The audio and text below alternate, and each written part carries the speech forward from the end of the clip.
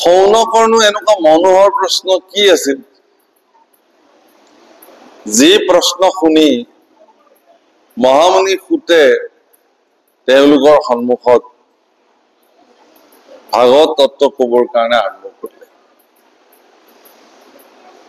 প্ৰভুসকল মহাৰাজ পৰীক্ষিতৰ সন্মুখত যিসকল ঋষিমুনি বহিছিলে বা যিসকল সন্ত পুৰুষে বহি ভাগৱত কথা শ্ৰৱণ কৰিছিলে, তাত বহি থকা ৮৮,০০০ ঋষিৰ ভিতৰত আটাইতকৈ বয়োবৃদ্ধ ঋষিগৰাকী হল শৌনক। গতিকে সকলো ঋষিসকলক প্ৰতিনিধিত্ব কৰা মহামুনি শৌনকে গুৰুদেৱ সুতক মান্য কৰি আনি সেই আসনত বহুৱাইছে গুৰুদেৱ সুকৰ নিৰ্দেশত। আপোনালোক সকলোৱে জানে যে গুৰুদেৱ সুকে যেতিয়া মহাৰাজ পৰীক্ষিতৰ আগত ভাগৱত কথা কৈ থাকে, সেই ভাগৱত পৰীক্ষিতৰ লগতে শৌনক প্ৰমুখে হেজাৰ হেজাৰ ঋষিয়ে সেই ভাগৱত শুনিছে। কিন্তু সেই ভাগৱত শ্ৰৱণৰ অন্তত মহাৰাজ পৰীক্ষিত মুক্ত হল। ভাগৱত শ্ৰৱণৰ যিটো ক্ৰীড়া, যিটো শৰীৰত হব লাগে, সেইটো একমাত্ৰ পৰীক্ষিতৰ শৰীৰতহে প্ৰয়োগ হল। আৰু তাত বহি থকা বাকী সকলে কিন্তু ভাগৱত কৃপা তেওঁলোকৰ জীৱনত যেন প্ৰাপ্তি নহল। এই কথা তেওঁলোকে অনুভৱ কৰিলে যে আমিওতো মহাৰাজ পৰীক্ষিতৰ লগত ভাগৱত শুনিলো। তেওঁলোকে এটা কথা অনুধাৱন কৰিলে, সেইটো হল যে ঘোৰ কলিকাল আহিছে। কলিৰ প্ৰচণ্ড প্ৰভাৱৰ কাৰণে পৰীক্ষিতৰ নিচিনা প্ৰজাবৎসল ৰজা আজি এই অৱস্থা। গতিকে দুৰ্ঘোৰ কলিৰ প্ৰভাৱৰ পৰা মুক্ত হবৰ কাৰণে তেওঁলোকে পুনঃ হোম যজ্ঞ সম্পাদিত কৰিলে 1000 বছৰ। তো 1000 বছৰ হোম যজ্ঞাদি কৰ্ম সম্পাদন কৰাৰ পিছতো পৰীক্ষিতৰ যেনে ধৰণৰ মুক্তি হল, সেই একে মুক্তি কিন্তু তেওঁলোকৰ জীৱনত নহল। সেইকাৰণে তেওঁলোকে কি কৰিলে, গুৰুদেৱ সুকৰ ওচৰলৈকে গুচি গল গোটেইবিলাক, যে আমাৰ এনেকুৱা কি ব্যৱস্থা হল যে আমি আপোনাৰ শ্ৰীমুখে একেলগে ভাগৱত শ্ৰৱণ কৰিলো, অথচ আমাৰ সন্মুখতে পৰীক্ষিত মোক্ষপ্ৰাপ্তি হৈ গল, অথচ আমাৰ একো নহল। এই পৰিঘটনাটোৱে ভাৱসকল ভাগৱতত বৰ গুৰুত্বপূৰ্ণ কথা এটা আপোনালোকক সোঁৱৰাই দিছে। কি যে একেলগে আপোনালোকে ভাগৱত শুনিছে, ভাগৱত শুনিলে বুলি যে প্ৰত্যেকজন ব্যক্তিৰে শৰীৰত ভাগৱতৰ ক্ৰীড়া সমসাময়িকভাৱে প্ৰয়োগ হব এনে কথা নহয়।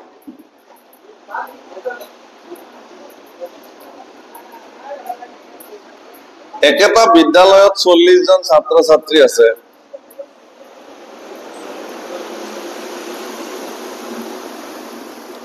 শিক্ষকো একেজনাই, পাঠ্যপুথিও সেই এখনেই, পঢ়ুৱাওতেও একেলগে পঢ়ুৱালে, কাকো হিন্দেৰি কৰা নাই।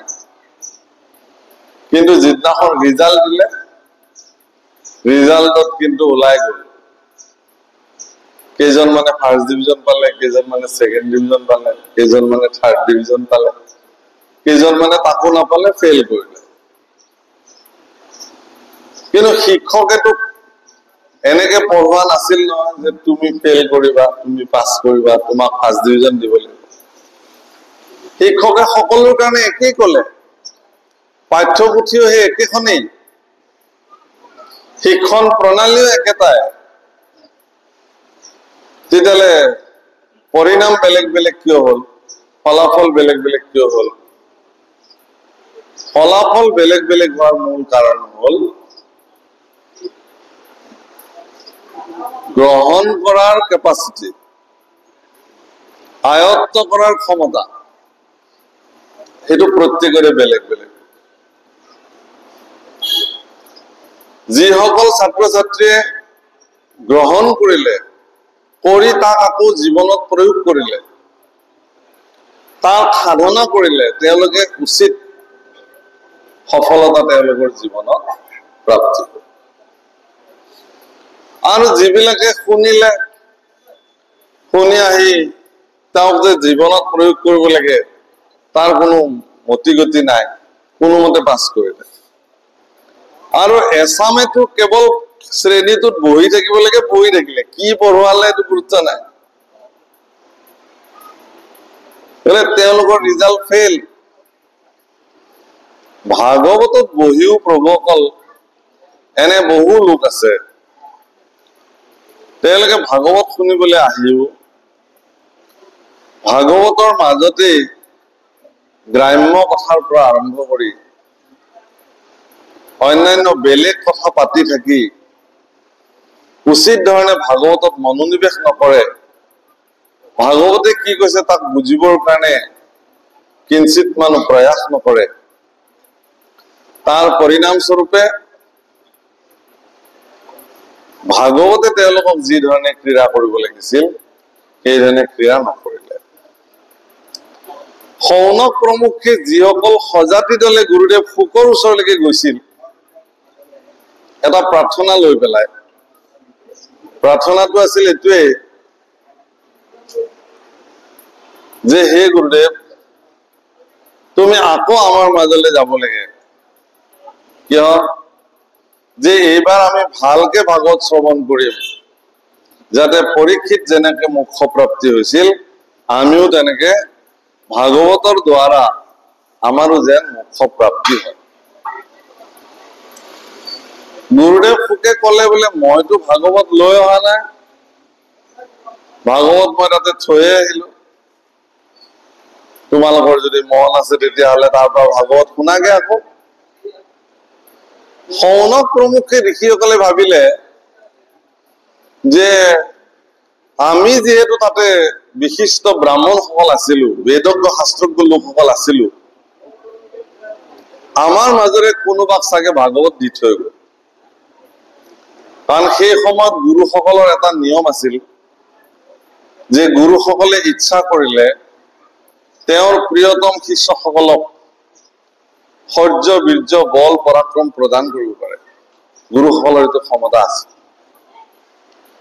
গতিকে এনেকুৱা শৌৰ্য, বীৰ্য, বল, পৰাক্ৰম প্ৰদান নিশ্চয় আমাৰ মাজতে কাৰোবাক কৰিলে। হে গুৰুদেৱ, কোন সেই সৌভাগ্যৱান, কাক আপুনি মহাভাগৱত প্ৰদান কৰি থৈ আহিলে? শুকদেৱে কলে তোমালোকে যাক অস্পৃশ্য বুলি গণ্য কৰিছিলা, যাৰ ছাঁ গছকিলে তোমালোকে সবস্ত্ৰে স্নান কৰিছিলা, সেইজন সূতকে মই ভাগৱত দি থৈ আহিলো। শৌনক প্ৰমুখে ঋষিসকলৰ প্ৰশ্ন আছিল এইটোৱেই যে গুৰুদেৱ, আমি কি অযোগ্য আছিলো নেকি, আমাক যে নিদিলে? ইয়াত বহি থকা আপোনালোক সকলোৱে ভাগৱত শুনিবলৈ আহিছে, আপোনালোকতো অযোগ্য নহয় ভাগৱত শুনিবৰ কাৰণে? মোৰ দৃষ্টিততো মই আপোনালোকক অযোগ্য বুলি ভাবিব নোৱাৰো। তেতিয়াহলে কি কাৰণত আমি বিলাকে নাপালো? কিন্তু আমাৰ মাজত বহি নাথাকিও সৌ দূৰত অৱস্থান কৰিও তেওঁ কেনেকে ভাগৱত কথা বা মহাভাগৱত প্ৰাপ্তি তেওঁৰ জীৱনত হল? এইটো ডাঙৰ প্ৰশ্ন। মহামুনি শুকদেৱ নিৰ্গুণবাদী পুৰুষ আছিল, যাৰ মায়াৰ লগত কোনো প্ৰত্যক্ষ সম্পৰ্ক নাছিল। এই গুণময় জগতখনৰ লগত তেওঁৰ কোনো সম্বন্ধ নাই। গতিকে তেওঁ যি কথা কব কোনোবাই ভাল পাওক বুলি, কিন্তু আমাৰ বহু ক্ষেত্ৰত আমাৰ ভাগৱত ব্যাখ্যাকাৰ সকলে এনেকুৱা কিছুমান কথা আজিকালি ব্যাখ্যা কৰিবলৈ আমি যাওঁ, মোৰ এই কথাখিনি শুনিলে এইখন সমাজে মোক ভাল পাওঁ। গতিকে সমাজখনৰ অনুকূলে সমাজখনে ভাল পাওক বুলি মই কিছুমান কথা যদি উপস্থাপন কৰিবলৈ যাওঁ, তেতিয়াহ'লে আপোনালোকৰ দৃষ্টিত মই ভাল হৈ থাকিলো বাৰু, তেখেত ভাল, খুব ধুনীয়া কথা ক'লে, কিন্তু সেই কথাখিনি যদি সমাজৰ কাৰণে গ্ৰহণযোগ্য কথা নহয়, কেৱল কাৰোবাক ভালৰি বোলাবৰ কাৰণে কলো, তেতিয়াহ'লে তাৰ পৰা ৰাইজৰ কিবা উপকাৰ হ'ব জানো, বা প্ৰকৃত ভাগৱত প্ৰকাশিত হ'ব জানো? কেতিয়াও। সেইকাৰণে গুৰুদেৱ ফুকে কোনো ধৰণৰ লোকঘাত নকৰাকে স্পষ্টভাৱে ক'লে যে তোমালোকৰ পাণ্ডিত্যৰ অভিমান আছিল, জাত্যাভিমান আছিল, সেইকাৰণে মই তোমালোকক ভাগৱত নিদিলো। বিশেষভাৱে পাণ্ডিত্যৰ অভিমানী সকলৰ কাৰণে ভাগৱত কেতিয়াও নহয়। মনত এনেকুৱা যদি মনোবৃত্তি আপোনাৰ সৃষ্টি হৈ থাকে যে এইবিলাকতো আমি জানোৱে, বা এখেতেনো কিমান জানে, আজি দুটা প্ৰশ্ন কৰিম, তাৰ উত্তৰ দিব পাৰিলে জানিম যে এখেত জনা মানুহ, আৰু যদি উত্তৰ দিব নোৱাৰে তেতিয়াহ'লে গম পাই যাম আৰু তেওঁ কিমান জানে। প্ৰভুসকল, পৃথিৱীততো আৰু জনাৰ শেষ নাই।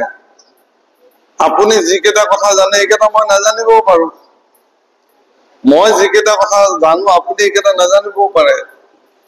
সমাজখন উন্নতি হ'ব কেনেকে? যে মই যিখিনি অৰ্জন কৰিছো আপোনাক দিব লাগিব, আপুনি যিখিনি অৰ্জন কৰিছে মোক দিব লাগিব, পৰিপূৰকভাৱে সমাজখন আগুৱাই যাব লাগিব। কেৱল কাৰোবাক পৰীক্ষালব্ধ দৃষ্টিৰে তেওঁ পণ্ডিত হয় নে নহয় জুখিবৰ কাৰণে মই পণ্ডিত হোৱাৰ প্ৰয়োজন নাই নহয়। নাম ধন যিমান বিতৰণ কৰিব সিমান তেওঁ বাঢ়িব। শৌনক প্ৰমুখে ঋষিসকলে বুজি পালে যে কি কাৰণত গুৰুদেৱ ফুকে তেওঁলোকক ভাগৱত কথা প্ৰদান নকৰিলে। গতিকে গুৰু আজ্ঞা শিৰত লৈ তেওঁলোকে যাক অস্পৃশ্য বুলি ভাবিছিলে, সেই অস্পৃশ্য সুতকেই আনি আসনত বহুৱালে। ভাগৱতত লিখিছে, মান্য কৰি সুতক পাতিলা সত্ৰ তথা শৌনক প্ৰমুখে শুনে ভাগৱত কথা। সুতক আনি বহুৱালে, মান্য শতকাৰে তেওঁ ভাগৱত কথা তেওঁৰ পৰা শুনিলে, কিন্তু তাৰ মাজতে তেওঁলোকে জানিব খুজিলে অতি মনোহৰ প্ৰশ্ন। আজি তাৰ পৰা ভাগৱত আৰম্ভ হৈছে যে হে গুৰুদেৱ, মহামুনি সুখদেৱ গুৰুজনাই মহাৰাজ পৰীক্ষিতৰ সন্মুখত কি কথা কলে, সেইখিনি কথাহে আমি আজি জানিব পাৰো। শৌনক প্ৰমুখে ঋষিসকলে সুতক কোৱা নাই যে আপুনিও আমাক ভাগৱত কথা কওক। মনত ৰাখিব, আপোনাৰ শ্ৰীমুখে আমি ভাগৱত শুনিম এই বুলি কোৱা নাই। যিখিনি কথা সুখদেৱে কৈছিলে পৰীক্ষিতক, যি কথা শ্ৰৱণ কৰি মহাৰাজ পৰীক্ষিতৰ মুখ্যপ্ৰাপ্তি হৈছিল, সেইখিনি কথাহে আমি জানিব পাৰো। তাৰমানে সেইখিনি ভাগৱত কথা, যি ভাগৱত কথাই আপোনাক এই জাগতিক জগতৰ বন্ধনৰ পৰা মুক্ত কৰিব পাৰে। তাৰমানে ভাগৱতত যি আছে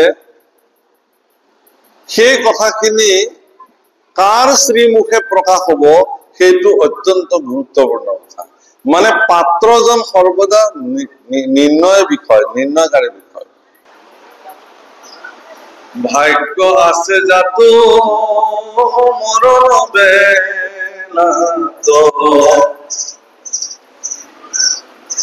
ভাৰ পাইলো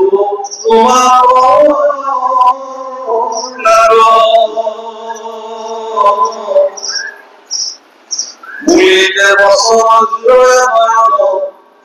মনে ৰইলা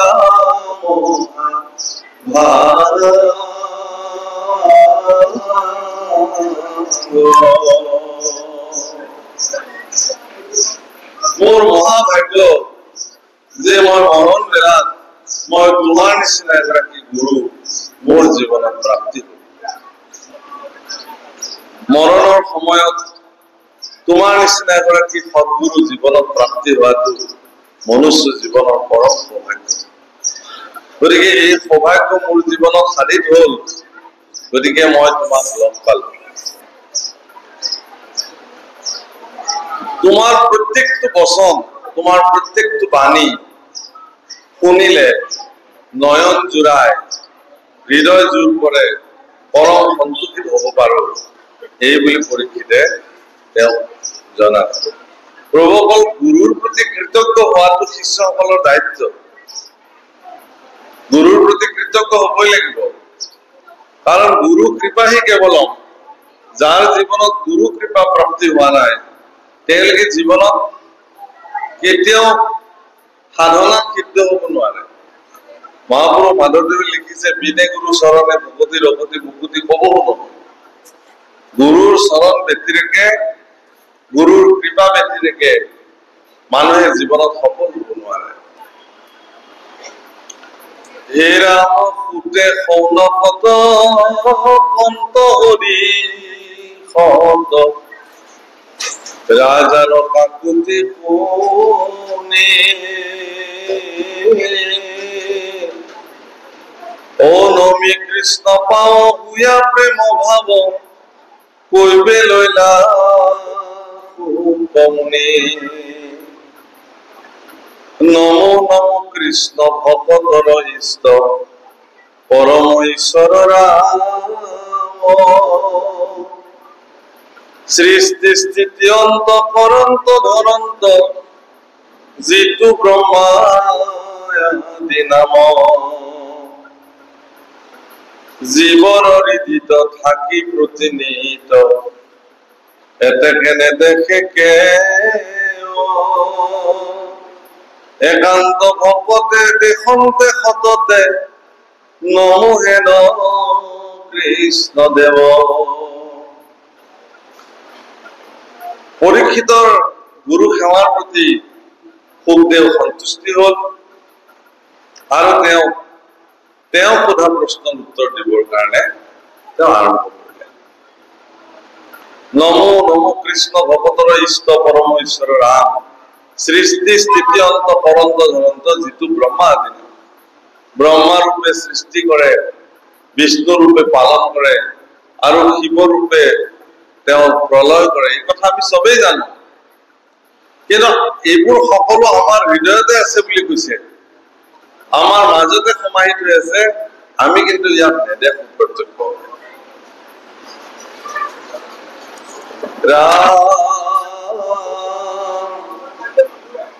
স্বধৰ্মী জনৰ দুখ ভয়, অধৰ্মী বিনাশন্ত। জ্ঞানীৰ জ্ঞান যিটো বিধায়ক, নমোহে ন ভগৱন্ত। গুৰুদেৱ ফুকে ঈশ্বৰক এই বুলি স্তুতি কৰিছে যে, হে প্ৰভু, বিষয় লোকসকলে তোমাক নেদেখে, কিন্তু একান্ত ভক্তসকলে কিন্তু তোমাক হৃদয়তে দেখে। তুমি যিসকলে স্বধৰ্মী, ধৰ্মক যিসকলে ধাৰণ কৰি ৰাখিছে, তেওঁলোকৰ কল্যাণৰ কাৰণে তুমি কাম কৰা, আৰু যিবিলাক বিধৰ্মী বা অধৰ্মী, এওঁলোকক তুমি বিনাশ কৰা। জ্ঞানীৰ জ্ঞানক যিটো বিধায়ক, জ্ঞানীসকলৰ জ্ঞানক যিজনে প্ৰৱৰ্তন কৰে, পৰিচালিত কৰি ৰাখে, অৰ্থাৎ ঈশ্বৰৰ কৃপা অবিহনে এজন ব্যক্তি জ্ঞানী হৈ থাকিব নোৱাৰে। তেওঁৰ জ্ঞানখিনিক ঈশ্বৰে কি কৰিব লাগিব? পৰিচালিত কৰিব লাগিব। ঈশ্বৰৰ কৃপা হলেহে এজন জ্ঞানীয়ে জ্ঞানক পৰিচালিত কৰিব পাৰে। গতিকে সেইজন ঈশ্বৰ পুৰুষক মই বাৰে বাৰে নমন কৰিছো। প্ৰভুসকল, গীতাত ভগৱান কৃষ্ণই অৰ্জুনক কৈছে যে তোমাৰ ধৰ্ম কি? অৰ্জুনে কলে প্ৰথমতে যে মই যিহেতু মোৰ এই বংশ কুটুম্ব, ইষ্ট কুটুম্ব এইবিলাকক বধ কৰি পেলাই ৰজা হব লাগিব, ৰাজসুখ পাব লাগিব, মোৰ ইষ্ট মিত্ৰ কুটুম্ব এইসকলক নিধন কৰি পেলাই মই ৰাজসুখ পোৱাটো কেতিয়াও নিবিচাৰো। তেনেকুৱা সুখ মোৰ প্ৰয়োজন নাই। গতিকে হে কৃষ্ণদেৱ, হে সখা, হে বান্ধৱ, মই যুদ্ধ নকৰাৰ সিদ্ধান্ত ললো। ভগৱান কৃষ্ণই অৰ্জুনক কৈছিল, স্বধৰ্মে নিধনম শ্ৰেয় পৰো ধৰ্ম ভয়া। তুমি নিজৰ ধৰ্মটোক যদি পৰিত্যাগ কৰা, ইয়াত ধৰ্ম শব্দৰ অৰ্থই আমাৰ চৰিত্ৰ বুজাইছে, স্বভাৱ বুজাইছে। অৰ্জুনৰ স্বধৰ্ম কি আছিল? তেওঁলোকতো ক্ষত্ৰিয় আছিল। ক্ষত্ৰিয় বিলাকৰ স্বধৰ্ম যুদ্ধ কৰা। যুদ্ধ কৰি কৰি যদি তেওঁলোকে মৰি যায়, সেইটো তেওঁলোকৰ কাৰণে কল্যাণকামী। এজন বীৰ পুৰুষে যুঁজি যুঁজি যেতিয়া মৃত্যুবৰণ কৰে, সেইটো তেওঁৰ কাৰণে কল্যাণকামী। মানুহে তেওঁক প্ৰশংসা কৰিব, বীৰ গতি প্ৰাপ্তি হোৱা বুলি। কিন্তু এজন যোদ্ধাই যেতিয়া যুদ্ধ ক্ষেত্ৰৰ পৰা পলায়ন কৰে, যদি জীয়াই থকাৰ বাসনাত তেওঁ যদি যুদ্ধ ক্ষেত্ৰ এৰি ক্ষত্ৰিয় এজন যদি পলায়, তেতিয়াহ'লে মানুহে তেওঁক কি কৰিব?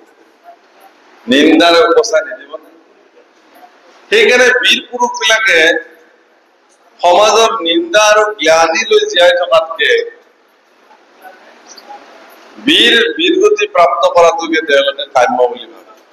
কিন্তু হে অৰ্জুন, তোমাৰ ক্ষেত্ৰত মই বেলেগ দেখিলো। তুমি এতিয়া যুদ্ধ এৰি পলাব খুজিছা, তোমাৰ নিজৰ ধৰ্মত থাকি তুমি মৃত্যুবৰণ কৰা। তুমি কৈছা যে প্ৰয়োজনত মই যদি ভিক্ষা খুজি খাব লাগে, মই পুনঃ ভিক্ষা খুজি খাম। কিন্তু ভিক্ষা কৰাটো তোমাৰ চৰিত্ৰ নহয়, তোমাৰ ধৰ্ম নহয়। তুমি ক্ষত্ৰিয়, তুমি যুঁজিবই লাগিব, যুদ্ধ কৰাটো তোমাৰ কৰ্তব্য। কিহৰ কাৰণে কৈছে এই কথা? যে ভগৱান কৃষ্ণৰ জন্মৰ মূল ৰহস্যটো এইটো, পৰিত্ৰাণায় সাধুনাম বিনাশায় চ দুষ্কৃতাম ধৰ্ম সংস্থাপনাৰ্থে সম্ভৱামি যুগে। ভগৱান কৃষ্ণৰ সাধুসকলক পৰিত্ৰাণ, দুষ্টক বিনাশ আৰু ধৰ্মৰ পুনঃ প্ৰতিষ্ঠা, এইটোৰ কাৰণে তেওঁ জগতলৈ আহে। গতিকে এই কাৰ্য ভগৱানে সম্পাদিত কৰিবই লাগিব। এই কাৰ্য সম্পাদিত কৰাত ভগৱানক যিসকলে সহায় কৰিব, যিসকল ভগৱানৰ সহযোগী হয়, ভগৱানে তেওঁলোকক ৰক্ষা কৰে। আৰু ভগৱানৰ যিবিলাক বিৰোধী হয় এই কাৰ্যত, ভগৱানে কিন্তু তেওঁলোকক টেকি দিয়ে। যিদিনাখন যুধিষ্ঠিৰে ভগৱান কৃষ্ণক কৈছিল যে হে কেশৱ, তুমি শেষবাৰৰ কাৰণে মোৰ হৈ এটা প্ৰয়াস কৰিব পাৰা, যে কি? যে দুৰ্যোধনে যদি আমাক 5জনক 5খন গাঁও দি দিয়ে, সেয়াই পিতৃৰ সম্পত্তি বুলি আমি বিলাকে স্বীকাৰ কৰিম আৰু আমি যুদ্ধখনত অৱতীৰ্ণ নহম। ভগৱান কৃষ্ণ যুধিষ্ঠিৰৰ প্ৰথমতে ধৃতৰাষ্ট্ৰৰ ৰাজসভাত শান্তিদূত হিচাপে আহি উপস্থিত। মহাৰাজ ধৃতৰাষ্ট্ৰক উদ্দেশ্যি ভগৱান কৃষ্ণ কলে যে হে মহাৰাজ, দ্বাৰিকাধীশ কৃষ্ণই তোমাক প্ৰণাম জনাইছে। মই কিন্তু আজি দ্বাৰিকাধীশ কৃষ্ণ হিচাপে তোমাৰ ওচৰলৈ অহা নাই। মই মহাৰাজ যুধিষ্ঠিৰৰ আজ্ঞা লৈ মই এগৰাকী দূত হিচাপে তোমাৰ ওচৰলৈ আহিছো। মোৰ উদ্দেশ্য এইটোৱেই যে বিনা কাৰণত এখন যুদ্ধ হৈ অনেক নিৰীহ লোকৰ প্ৰাণ নিশেষ হোৱাতকে যুদ্ধ নকৰাকেই যদি ইয়াৰ সমাধান কৰিব পাৰি, সেই প্ৰস্তাৱ লৈ মই তোমাৰ ওচৰলৈ আহিছো। যুধিষ্ঠিৰে মোক সেইকাৰণে তোমাৰ ওচৰলৈ প্ৰেৰণ কৰিছে।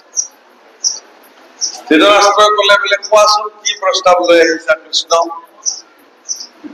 বোলে ইন্দ্ৰপ্ৰস্থকে প্ৰমুখ কৰি 5খন গাঁও মাত্ৰ পঞ্চপাণ্ডৱক দিলে পঞ্চপাণ্ডৱ সুখী হব আৰু তেওঁলোকে কেতিয়াও আৰু যুদ্ধ নকৰে। ভগৱান কৃষ্ণৰ শ্ৰীমুখে ওলোৱা এই প্ৰস্তাৱটো শুনাৰ পিছত ধৃতৰাষ্ট্ৰ মৌন হৈ ৰল কিছু সময়। আৰু যুৱৰাজ দুৰ্যোধনে থিয় হলে আৰু কলে যে হে কৃষ্ণ, তুমি যি ছাল চক্ৰান্ত কৰি ইয়াত শান্তিদূত দেখুৱাবলৈ আহিছা, তোমাক আৰু আমাৰ বুজিবলৈ বাকী নাই। তুমি অৰ্জুনৰ পক্ষত থাকি দূতবিলাক সাধাৰণতে নিৰপেক্ষ, কিন্তু মই তোমাক দেখিছো যে তুমি পক্ষপাতিত্ব হৈ আহিছা। গতিকে হে কৃষ্ণ, তুমি যুধিষ্ঠিৰক কোৱাগে গৈ যে বিনা যুদ্ধে এই দুৰ্যোধনে বেজীৰ আগৰ সমান ভূমি মই যুধিষ্ঠিৰক প্ৰদান। এইটো মোৰ শেষ কথা। কৃষ্ণ পুৰুষে ধৃতৰাষ্ট্ৰক কৈছিলে যে হে মহাৰাজ, ৰাজ সিংহাসনত চক্ৰৱৰ্তী ৰজা হিচাপে তুমি বিদ্যমান হৈ আছা এতিয়াও, আৰু এগৰাকী দূতে সেই ৰজাৰ পৰাহে উত্তৰটো বিচাৰে। কোনোবা বেলেগে ইয়াৰ উত্তৰ দিলে দূতে এই উত্তৰত সন্তুষ্টি নহয়, কাৰণ দুৰ্যোধন এতিয়াও হস্তিনাপুৰৰ ৰজা হোৱা নাই।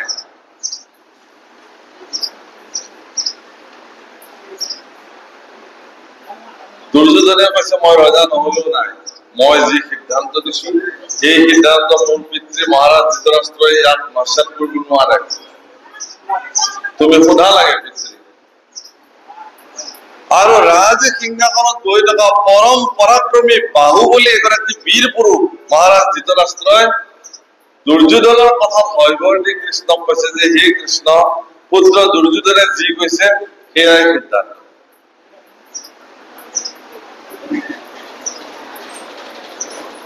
প্ৰভুসকল, এনেকুৱা যুধিষ্ঠিৰ আজিও সমাজত বহুত আছে, এনেকুৱা ধৃতৰাষ্ট্ৰ আজিও সমাজত বহুত আছে, যিসকলে নিজৰ পুত্ৰৰ অপকৰ্ম অপসিদ্ধান্তৰ কথা জানিও বহুত পিতৃয়ে আজিও মৌন হৈ থাকে, দেখিও নেদেখা পাবলৈ থাকে। এই সকলকে ধৃতৰাষ্ট্ৰ পিতৃ বোলে। আজিও এনেকুৱা বহুত পিতৃ আছে। কোনোবাই যদি কৈও গৈ পেলাই যে আপোনাৰ ল'ৰাকেইটি কৰিছে, তেওঁ মৌন হৈ থাকে, দেখিও নেদেখা। আপুনি কলে নহব নহয়, মোৰ ল'ৰাক মই জানো। আৰু মাকেতো নেদেখে, চকুত পাতি বান্ধি থৈ দিছে। ভগৱান কৃষ্ণ কিন্তু এৰা নাই। দুৰ্যোধনক সুধিছে, এই দুৰ্যোধন ঠিক আছে বাৰু, তুমি দিয়া সিদ্ধান্তকে তোমাৰ পিতৃয়ে সেই সিদ্ধান্ত বুলি মানিছে। মই তোমাক এটা কথা সুধিছো, এই যে তুমি সিদ্ধান্তটো দিলা, এইটো বাৰু অধৰ্ম নহয়নে?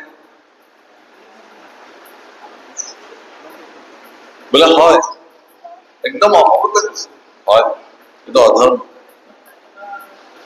অধৰ্ম বুলি জনাৰ পিছতো তুমি কিয় বাৰু এই কামটো কৰিছা? এতিয়া তোমাৰ মতে ধৰ্ম কি কোৱাচোন? দুৰ্যোধনে কৈছে যে হে কৃষ্ণ, মই জানো ধৰ্ম। ধৰ্ম এইটোৱে যে হস্তিনাপুৰৰ সম্পত্তিৰ সমানে ভাগ হব লাগে, তাৰে এভাগ পঞ্চপাণ্ডৱে পাব লাগে আৰু এভাগ আমি পাব লাগে। এইটোৱে ধৰ্ম, নীতি এইটোকে কয়। কৃষ্ণই বোলে বাহ বাহ ধন্য, তুমিতো জানা, তুমি ধৰ্মও জানা অধৰ্মও জানা, তাৰপিছতে তুমি ধৰ্মক কিয় ধাৰণ নকৰা? এইটো বহুত ডাঙৰ প্ৰশ্ন। দুৰ্যোধনে কি কৈছে জানে তেতিয়া? যে হে কৃষ্ণ, ধৰ্মক মই জানো, কিন্তু মই ধৰ্মক প্ৰৱৰ্তি থাকিব নোৱাৰো। অধৰ্ম কি সেয়াও মই জানো, কিন্তু মই অধৰ্মক এৰি থাকিব নোৱাৰো।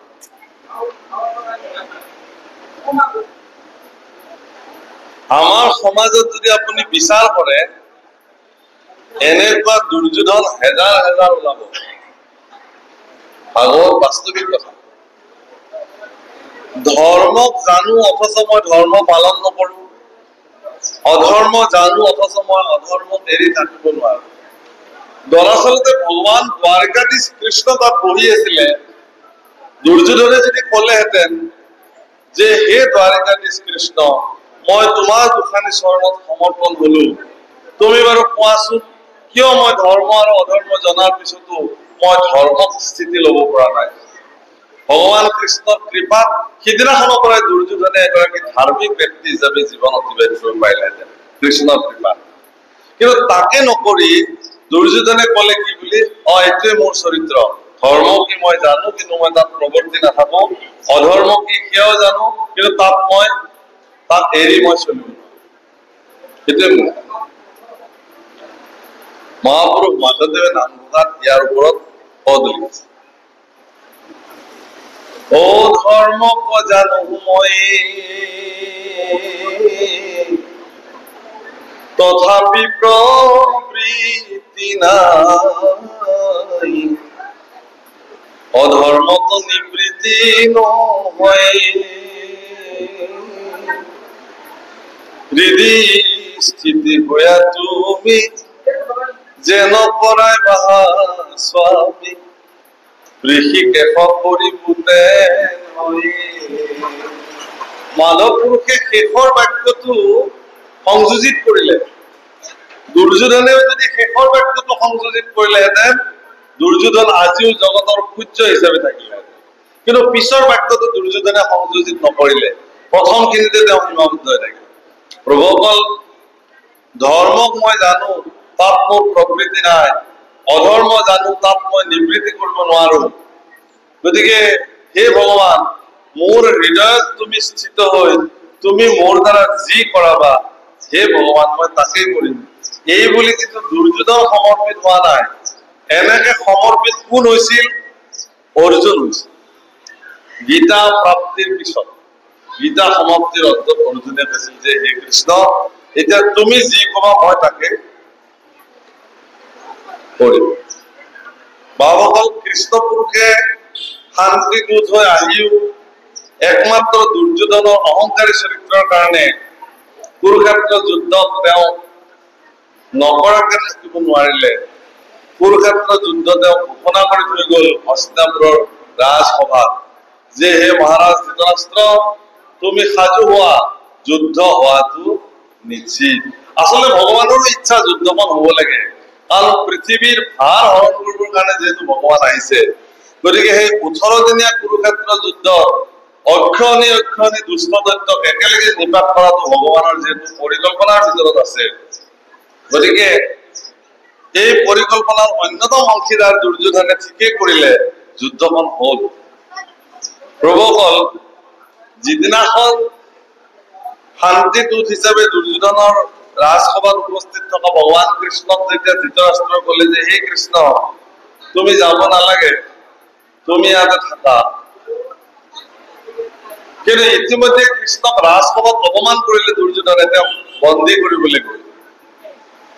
কৃষ্ণ পুৰুষে ধৃতৰাষ্ট্ৰক কলে যে হে মহাৰাজ, মানুহে দুটা পৰিয়ালত থাকিব পাৰে, খাব পাৰে। এক, তেওঁ মিত্ৰ হব লাগিব, দুই, তেওঁ আত্মীয় হব লাগিব। যদি তেওঁ মিত্ৰও নহয়, তেওঁ আত্মীয়ও নহয়, তেতিয়াহলে তেওঁৰ ঘৰত থাকিব আৰু খাব নালাগে। কাৰণ আজি তোমালোকে মোক এৰেষ্ট কৰিব খুজিছিলা, ৰাতি শুই থাকোতে যদি আকৌ মাৰি পেলাই আহা, তোমালোকৰ ওপৰত মোৰ ভৰসা নাই। মই কি কৰিম তেতিয়াহলে? ক'ত থাকিবা তুমি? বোলে মই বিদুৰৰ ঘৰত থাকিম। বিদুৰৰ ঘৰত থাকিম বুলি কোৱাৰ লগে লগে বিদুৰৰ চিন্তা হৈ গল, কাৰণ বিদুৰৰ ঘৰত একোৱেই নাই। নে থাকিবলৈ বিচনা আছে, নে বহিবলৈ সোফা ছেট আছে, নে খাবলৈ ভাল খাদ্য আছে, নে কি আছে? ভগৱান থাকিব তাত। দ্বাৰিকাধীশ কৃষ্ণ কিমান লাহ বিলাহেৰে জীৱন অতিবাহিত কৰে বৈকুণ্ঠৱৰ্তী শ্ৰী নাৰায়ণ, তেওঁ এনেকুৱা এটা পৰিয়ালত থাকিবলৈ সিদ্ধান্ত ললে, যিটো পৰিয়াল দৰিদ্ৰ কাঙালৰ পাৰাকাষ্ঠা, যত একোৱেই নাই, তাত থাকে সিদ্ধান্ত। ঈশ্বৰৰ ইচ্ছাক কোনে তলাব পাৰে? লৈ আহিছে।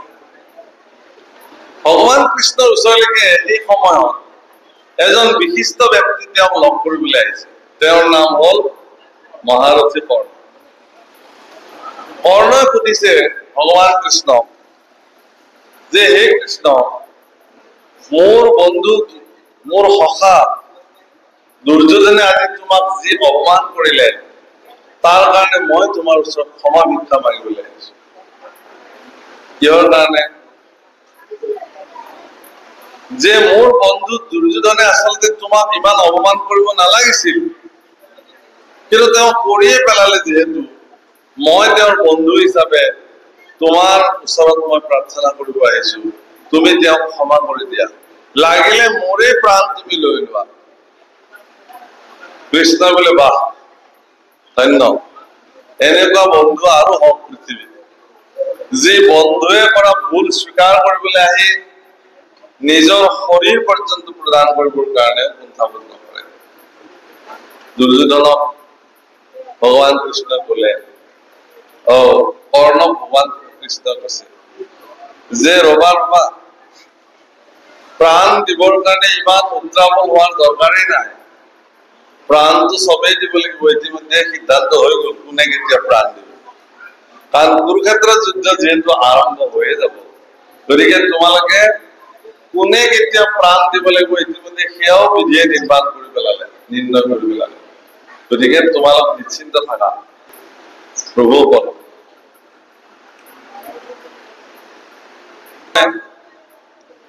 এই কথা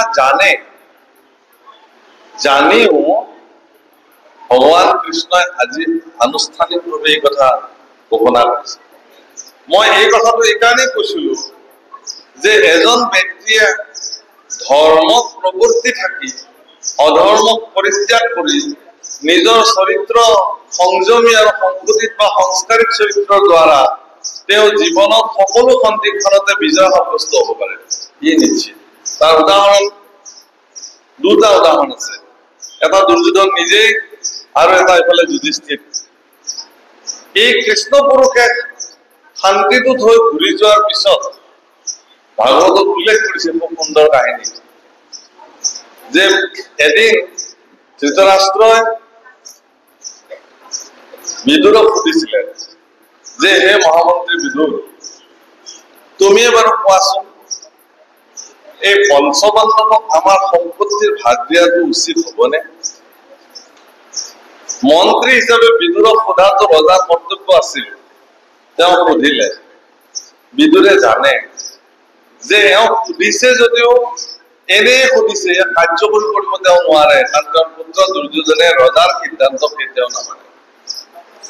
সেইকাৰণে যিখিনি সঁচা কথা অকপট চিত্তে বিদুৰে প্ৰকাশ কৰিছিলে যে হে মহাৰাজ, সম্পত্তিৰ ভাগটো দূৰৰ কথা, মইতো কওঁ যে তুমি জ্যেষ্ঠ পুত্ৰ হিচাপে হস্তিনাপুৰৰ তোমাৰ পিছতেই ৰাজ্যভাৰ অৰ্পণ কৰিব লাগে মহাৰাজ যুধিষ্ঠিৰ। বোলে এই কথাটো দুৰ্যোধনে নামানিব। যদি দুৰ্যোধনে এই কথা নামানে, তেতিয়াহ'লে সমগ্ৰ হস্তিনাপুৰৰ কল্যাণৰ অৰ্থে, তোমাৰ বাকীবিলাক পুত্ৰৰ কল্যাণৰ অৰ্থে, তোমালোকৰ নিজৰ কল্যাণৰ অৰ্থে দুৰ্যোধনক তুমি চিৰদিনৰ কাৰণে পৰিত্যাগ কৰা। কাৰণ এই দুৰ্যোধন অন্য কোনো নহয়, সাক্ষাৎ কলি তোমাৰ ঘৰত বসতি কৰি আছে। গতিকে এই কলিক যদি তুমি নিৰ্বাসিত কৰিব পাৰা, তেতিয়াহ'লে তোমাৰ দেশ কল্যাণকামী হ'ব। এই কথা শুনিবলৈহে পালে কাষতে বহি থকা দুৰ্যোধনে উঠি বিদুৰক কি বুলি কৈছে জানে? ভাগৱতত লিখিছে বৰ ধুনীয়াকে, ঐ দাসী পুত্ৰ, আমাৰ মাজত তই কিয় সোমাইছ বুলি কৈছে। অথচ তেওঁ কি হয়, খুৰাক নহয় জানো? খুৰাককে বুলি কৈছে। বাপসকল, বৰদেউতাক এজনে ভতিজাকক গালি পাৰিলে, কিবা ভুল দেখি পেলাই এক থাপৰ মাৰিলে। ভতিজাকে বৰদেউতাকক বেয়াকে কৈ দিলে, তুমি কোন মোক মাৰিবলৈ, আৰু মই এইবিলাক ভুল কৰা নাই, তুমি মোক কেলে গালি পাৰিছা? দেউতাক আৰু মাকে দূৰৰ পৰা দেখিছে যে তেওঁলোকৰ পুত্ৰই বৰদেউতাকৰ লগত তৰ্ক কৰিছে। উভতি আহোঁতে দেউতাকে সুধিলে, কি হল বাবা? বোলে এনেকে এনেকে বৰদেউতাক মোক মিছা কথাতে মোক গালি পাৰিলে, গতিকে ময়ো আজি বৰদেউতাক বেয়াকে কলো। মাতৃ আৰু পিতৃয়ে সন্তানক কি বুলি কলে? দে ঠিকে আছে,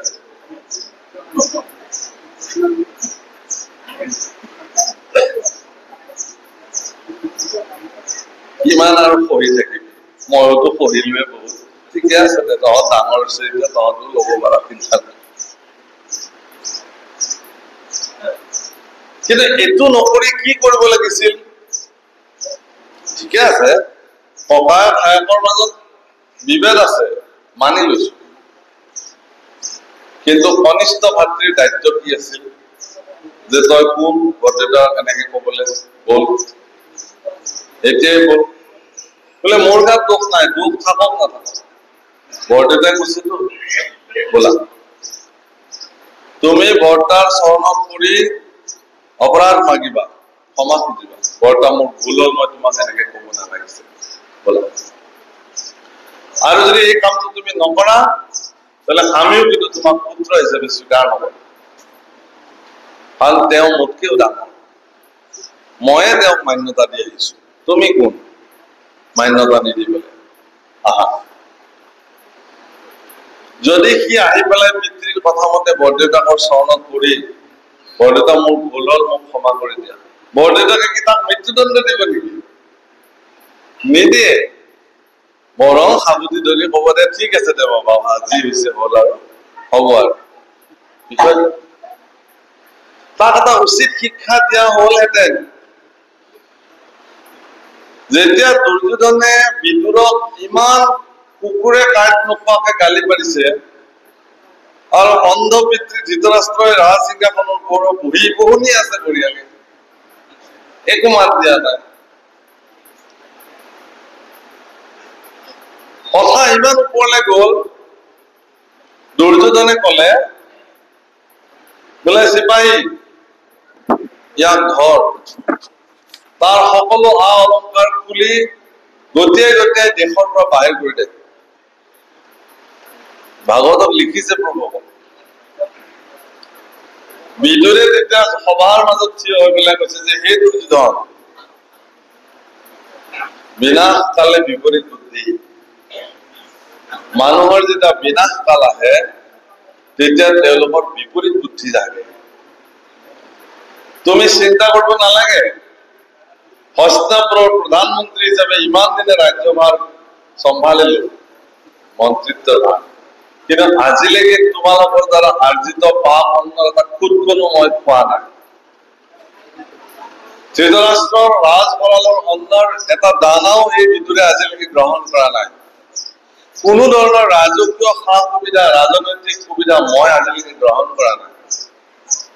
তেনেস্থলত তুমি মোৰ পৰা কি কাঢ়ি ল'বা? মোৰতো একোৱেই লোৱা নাই মই তোমালোকৰ পৰা, মাত্ৰ মোৰ পাগুৰিটো যিটো মূৰত আছে এইটোৱে ৰাজ চিহ্ন এগৰাকী প্ৰধানমন্ত্ৰী, সেইটো পিন্ধিব লাগে কাৰণে আনুষ্ঠানিকতাৰ খাতিৰত মই পিন্ধি আছো। পিন্ধিব লাগিছিল মুকুট, কিন্তু মুকুট নিপিন্ধি প্ৰধানমন্ত্ৰীত্বৰ দায়িত্ব পালন কৰিবৰ কাৰণে পাগুৰিটোকে পিন্ধি ৰাখিছো।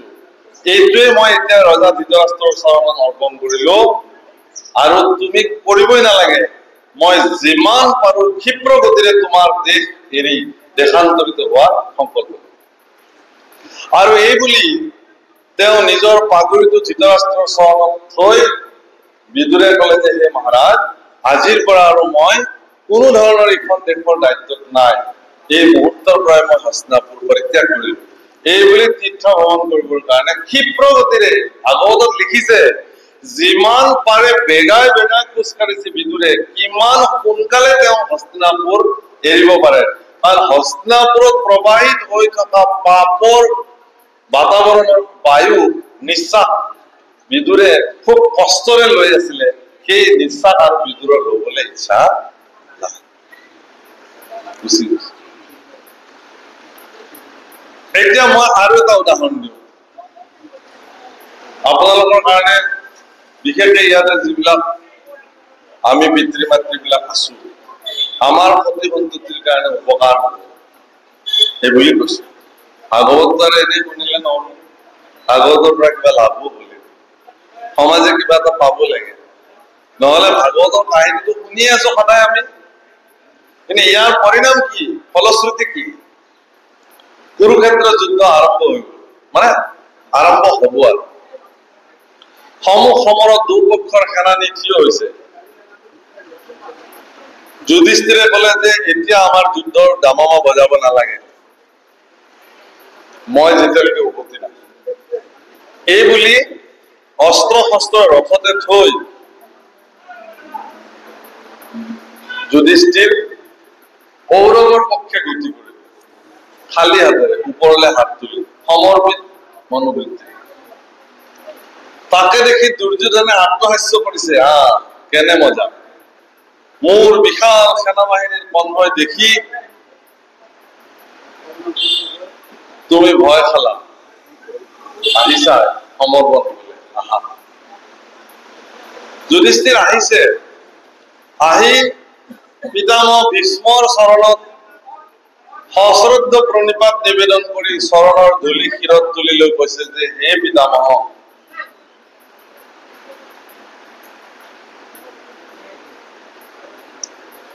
হে পিতামহ, তুমি আমাৰ বংশৰ আটাইতকৈ জ্যেষ্ঠজন। আজি এখন যুদ্ধত মই যুধিষ্ঠিৰ অৱতীৰ্ণ হবলৈ ওলাইছো, গতিকে বংশৰ তুমি জ্যেষ্ঠ হিচাপে মই তোমাৰ পৰা আশীৰ্বাদ লবলৈ আহিছো।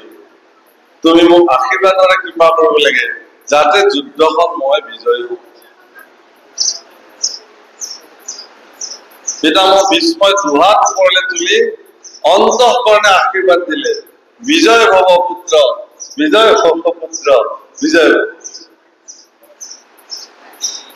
প্ৰভুসকল, এটোপাল ৰক্তও পাত নকৰাকৈ কেৱল নিজৰ সৌজন্য আৰু আচৰণৰ দ্বাৰা মহাৰাজ যুধিষ্ঠিৰে কুৰুক্ষেত্ৰ যুদ্ধ কিন্তু বিজয় কৰি ৰাখিলে। বিপৰীত পক্ষৰ সেনাপতি যেতিয়া ঊৰ্ধ্ববাহু কৰি তোমাৰ বিজয় হওক বুলি ক'লে, কুৰুক্ষেত্ৰ যুদ্ধৰ ঘোষণা, জয় বিজয়ৰ ঘোষণা নহল নে বাৰু? তেওঁ বিজয় হৈ গল। তাৰপিছত তেওঁ ক্ৰমান্বয়ে কৰি কুলগুৰু কৃপাচাৰ্য, দ্ৰোণাচাৰ্য এইসকলৰ পৰা আশীৰ্বাদ লৈ তেওঁ উভতি আহিছে। এক দুৰ্যোধন, যাৰ নিজৰ চৰিত্ৰৰ কাৰণে তেওঁ খুৰাকক বেয়া অপমান কৰিলে, যাৰ কাৰণে বিদুৰৰ নিচিনা এগৰাকী শক্তিশালী মস্তিষ্কৰ পুৰুষে কুৰুক্ষেত্ৰ যুদ্ধত অৱস্থান নকৰি গুচি গল। যদি বিদুৰ কুৰুক্ষেত্ৰ যুদ্ধত উপস্থিত থাকিলেহেঁতেন কৌৰৱৰ পক্ষত, পৰম বুদ্ধিমান বিদুৰৰ বুদ্ধিৰ হয়তো কুৰুক্ষেত্ৰ যুদ্ধত ইমান সহজে কৌৰৱক হৰুৱাব পৰা নহল। এইটো ঠিক, কাৰণ বিদুৰৰ নীতি জগতৰ শ্ৰেষ্ঠ নীতি। গতিকে যি বিদুৰে ৰাজনীতি জানে, যি বিদুৰে প্ৰসিদ্ধ কূটনীতি জানে, যি বিদুৰে প্ৰসিদ্ধ যুদ্ধ নীতি জানে, শাস্ত্ৰৰ নীতি জানে, তাৰ উপৰিও তেওঁ কৃষ্ণৰ ভকত। গতিকে অৰ্জুন যেনেকে কৃষ্ণৰ এগৰাকী ভক্ত, বিপৰীত পক্ষতো বিদুৰৰ নিচিনা এজন ভক্ত যদি বিপৰীত পক্ষত থিয় হৈ থাকে, কৃষ্ণৰ সিদ্ধান্ত লবলৈ বহুত সময় লাগিলহেঁতেন যে যুদ্ধৰ কাৰ ফালে মই গুটি মই পেলাম, তাত জয় কৰিম। পাল্লা ভাৰী হৈ গলে প্ৰভু, কাৰণ 6 গৰাকী বিশিষ্ট ভক্তৰ ভিতৰত বিদুৰো এগৰাকী, য'ত অৰ্জুনৰ নাম নাই কিন্তু। আৰু সেইকাৰণে বিধিৰ বিপাক, সেইকাৰণে বিদুৰে সেই স্থান পৰিত্যাগ কৰি দুৰ্যোধনৰ ব্যৱহাৰ কৰিব নোৱাৰি তেওঁ তাৰ পৰা চিৰদিনৰ কাৰণে গুচি গল। হে প্ৰভুসকল, আজি শুকদেৱেও মহাৰাজ পৰীক্ষিতক সেই একে বংশীয়, অৰ্থাৎ সেই যুধিষ্ঠিৰ, সেই অৰ্জুনৰ বংশধৰ উত্তৰ পুৰুষ পৰীক্ষিতৰ যি স্বভাৱ, যি চৰিত্ৰ, সেই কৃষ্ণময় ভাৱনা চৰিত্ৰ, সেই কৃষ্ণময় ভাৱনা চৰিত্ৰৰ পৰীক্ষিতক কৃষ্ণ কথা কবলৈ যাওঁতে শুকদেৱে বৰ ধুনীয়াকে কৈছে যে হে পৰীক্ষিত, আমাৰ সকলোৰে হৃদয়ৰ ভিতৰতেই সৃষ্টিকৰ্তা ৰূপে ব্ৰহ্মা, পালনকৰ্তা ৰূপে বিষ্ণু, সংহৰণকৰ্তা ৰূপে শিৱ বিদ্যমান হৈ থাকে। কেৱল আমি আমাৰ দৃষ্টিভংগীৰ ভিন্নতাৰ কাৰণে আমাৰ ভিতৰত থকাৰ পিছতো আমি তেওঁলোকক নেদেখো, কিন্তু একান্ত সমৰ্পিত ভক্ত বুলি কিন্তু ভগৱানৰ এই শক্তিসমূহ হৃদয়ৰ ভিতৰতে অনুভৱ কৰে। সেই কথা প্ৰাৰম্ভণিতে পৰীক্ষিতৰ আগত বৰ্ণন কৰিছে।